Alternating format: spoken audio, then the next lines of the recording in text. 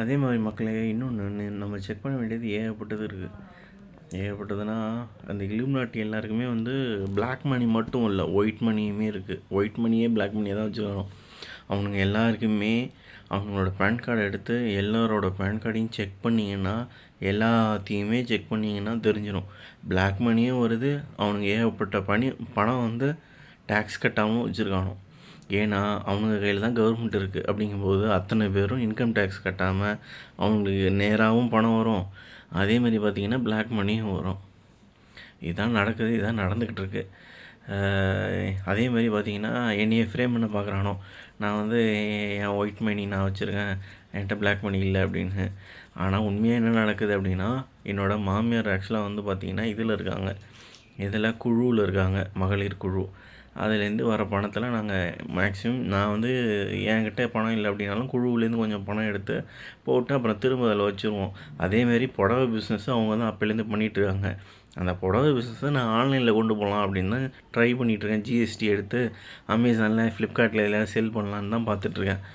அதை மாதிரி இன்னும் எனக்கு எதுவும் பணம் வரல. பணம் வரும், வந்ததுன்னா நான் வந்து உங்களுக்கு என்னென்ன வேணுமோ அதை செய்வேன். ஆனால் எல்லாருக்கும் பணம் தர முடியாது. எல்லாத்துக்குமே பணம் கொடுத்தா இப்போ நான் வந்து சொல்லணுன்னா ஒரு எக்ஸாம்பிளுக்கு, நம்ம எல்லோரும் ஏதோ ஒரு வேலை பார்த்துட்ருப்போம், ஒரு கான்ஸ்டண்ட்டான அமௌண்ட் வரும். அந்த அமௌண்ட்டில் நம்ம என்ன வேணுமோ வாங்கி பண்ணிக்கிட்டுருப்போம். திடீர்னு எல்லாருக்குமே நான் வந்து மாதம் வந்து 2 லட்சம் தரேன், 1 லட்சம் தரேன் அப்படின்னு சொன்னேன்னா என்ன நடக்கும் அப்படின்னா, நீங்கள் உடனே ஏகப்பட்டதை வாங்க ஆரம்பிப்பீங்க கண்ணா அப்படின்னான்னு.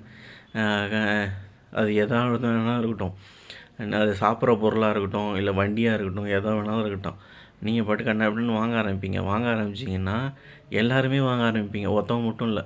அதனால் எல்லாருமே வாங்க ஆரம்பித்தா மொத்தமாக இந்த சிஸ்டம் வந்து ஒரு குறிப்பிட்ட இதில் தான் இயங்கிக்கிட்டு இருக்குது. எல்லாத்தையும் விளைவிக்கணும். இந்த மாதிரி இது ஒரு பெரிய சிஸ்டம்.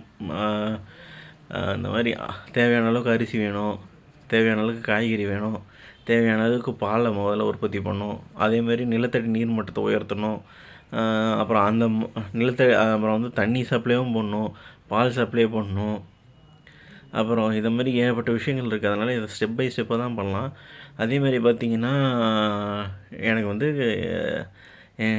பெங்களூரில் ஒரு அப்பார்ட்மெண்ட் இருக்குது. அது நாங்கள் இப்போ தான் வாங்கினோம், ஒரு 5 வருஷத்துக்கு முன்னாடி. அதுவும் லோன் போட்டு தான் வாங்கியிருக்கோம். அதில் வர ரெண்ட்டு, அப்புறம் எங்கள் தாத்தா எனக்கு ஒரு கடை எழுதி வச்சார் ஸ்ரீமுகத்தில், அதில் வர ரெண்ட்டு, இந்த ரெண்ட்டு அது இல்லாமல் இந்த நிலத்தை விற்ற அந்த காசு, அந்த 50 லட்சம், அதை எடுத்து எஃப்டியில் போட்டு அதில் வர வெட்டி கிட்டத்தட்ட பெங்களூர் வீட்டிலேருந்து இப்போ ஒரு 20,000 வருது. முன்னாடி ஆனால் 15,000 தான் ஃபஸ்ட்டு. ஏன்னா கோவிட் டைமில் 15,000 தான் ஆரம்பித்தோம். இப்போ வந்து 25,000 வருதுன்னு வச்சுக்கோங்க. 25,000 அது இல்லாமல் கடையிலேருந்து ஒரு 14,000, அது இல்லாமல் ஒரு 25,000 எனக்கு வந்து எஃப்டிலேருந்து வருது. அந்த 25,000 அது இல்லாமல் இப்போ ஒரு 10 லட்சம் வந்து நான் இதை கொடுத்துருக்கேன் வட்டிக்கு, 2 வட்டிக்கு. அதுலேருந்து ஒரு 20,000, இதெல்லாம் சேர்த்தா ஒரு 80,000 வருது. இது எல்லாமே என் பொண்டாட்டி ஒரு 30,000 சம்பாதிக்கிறான்.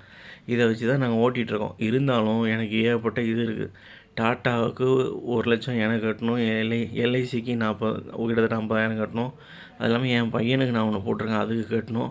கிட்டத்தட்ட 2,50,000 நம்ம வருஷத்துக்கு எடுத்து வைக்கணும், சேர்க்கணும் அதை முதல்ல. அதுக்கப்புறம் நான் என் வீட்டு செல்லாம் பார்க்கணும். நான் வந்து கிட்டத்தட்ட இதில் தான் இருக்கேன், வாடகை வீட்டில் திட்டக்குடியில் இருக்கேன். 2 வீடு இருக்குது. ஏன்னா ஏகப்பட்ட ஜாமான் இருக்குது. 2 வீடு எடுத்துகிட்டு இருக்கோம். அதான் முதல்ல மாமனார் மாமியார் தனியாக இருந்தாங்க, நாங்கள் தனியாக இருந்தோம். மாமனார் இறந்துட்டாரு, இருந்தாலும் வீட்டை மாற்றலை. இந்த மாதிரி வீட்டு வாடகையுமே கிட்டத்தட்ட பார்த்திங்கன்னா ஒரு வீட்டுக்கு 6,000 12,000 கொடுக்குறோம். இந்த மாதிரி ஏகப்பட்ட இது இருக்குது. அதோடு இல்லாமல் இவனுங்க எல்லாருமே எந்த திமுறில் பண்ணுறானோன்னா, கவர்மெண்ட்டே அவனுங்க கையில் இருக்குங்கிற ஒரே ஒரு காரணத்தால் தான் பண்ணுறானோ. எல்லாரோட பேன் கார்டையும் எடுத்து எல்லாத்தையுமே செக் பண்ணிங்க அப்படின்னா அதில் ஏகப்பட்ட பணம் இருக்கும் எல்லார் கையிலையுமே. ஆனால் என்னையும் ஃப்ரேம் பண்ண முடியும், ஆனால் என் இதில் இல்லை, பார்த்துக்கங்க, அவ்வளோதான்.